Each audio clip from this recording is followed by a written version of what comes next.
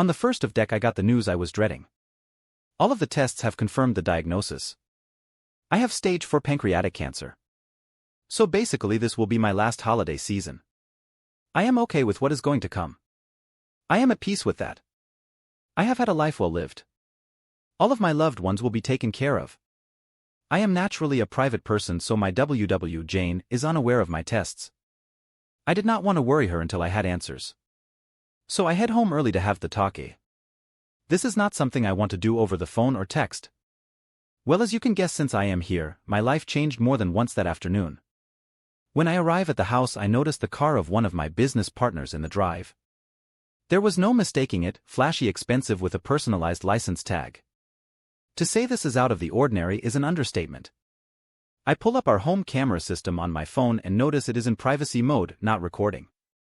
So I let it be and drove off to my farm property. Now our camera system is for safety and I never look at it unless there is a concern. With that said, I also love to watch for wildlife on the outside cameras. I also find it oddly satisfying to watch storms come through.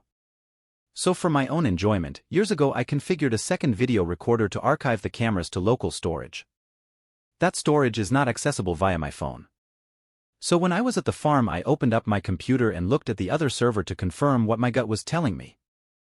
And sure enough, there they were, snuggling in the living room, drinking wine, dancing, then going up to the bedroom suite. Apparently they left the doors open, because the microphone recorded their activities after they left the camera view. With my limited time left, I wanted answers, but I don't want the drama of a confrontation and divorce. Call me what you will. But all of my devotion and love for her left me that afternoon. I have all of the emotions that are to be expected. I know that I am not to blame. I have been a loyal, romantic, and attuned partner. I am now thinking about myself. I know what is important to me.